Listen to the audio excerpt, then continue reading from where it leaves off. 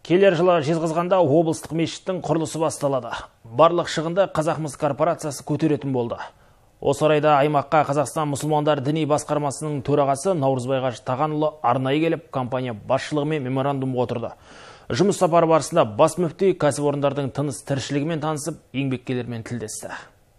Облыстың басты мешіті Кеңгір жағалауындағы 2 гектар аумақта орын тебет, жер учаскесі дайын ғибадат орнының іргетасы жамағат күшімен құйылған. Алайда қаржының жетпеуінен құрылысы аяқталмай қалған еді. Енді Қазақмыс корпорациясының демеушілігімен 2000-ға жуық адамға арналған намазханасы бар мешіт, қосымша медресе, кітапхана, коворкинг орталығы, асхана мен қонақ үйі болатын заманауи кешен бой көтермек. Компания мен муфтият арасында 2 жақтық әріптестік жөніндегі меморандумға қол қойылды. Сәтін салса, облыстық мешіттің кірпіші келер жылы қаланады.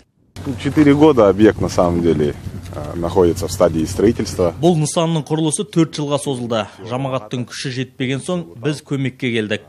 Нысанның жобалық сметалық құжаты келер жылдың көктемінде дайын болса, жер кепкен бетте құрылысты бастаймыз. Облыстың барша мұсылмандары жылдар бойы армандаған мешітті 1 жылда салып беру үшін бар күшімді саламын. Бұл жерде әр келуші рухани азық, ләззат алатындай етіп заманауи үлгіде безендіреміз деген ниеттеміз. Бас мүфти аялдаған келесі нысан Жезқазған байыту фабрикасы болды. Өндіріс ошағында 2000-ға жуық адам еңбек етеді. Наурызбай Қажы Тағанұлы металлургтермен жүздесіп, адал да ауыр жұмыстарына сәттілік тіледі.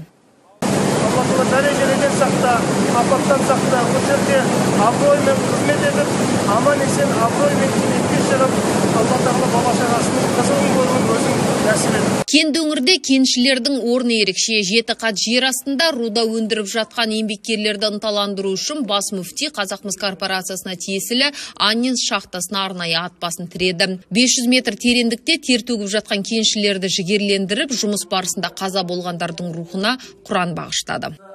Олар бүкіл халыққа, елге ерлік жасап жатқан барлық азаматтар, өткені әуел Алла солардың қызметінің жемісі біздің еліміздің экономикасының күшеюі, және мына қалада салынып жатқан бүгінгі мына мешіт салынып жатыр, баса саябақтар, баса да спорт кешендері, бірнеше осында осы кеншілердің жұмыстардың нәтижесімен салынатын дүниелер бар. Көптеген халық игілігіне осылардың барлығының сауабында бұл азаматтардың фабрикадағы, шахтада істеп жатқан азаматтардың үлесі бар екендігіміз айтып өттік. Шынында да солай.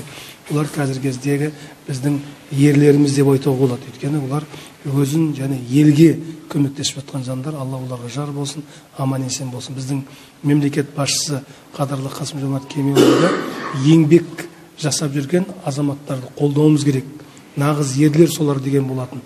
Жұмыс сапары барысында Наурызбай Қажы Тағанұлы Сәтбаев жамағатымен жұма намазына қатысты. Осыдан соң қаланың жаңа бас имамын таныстырды.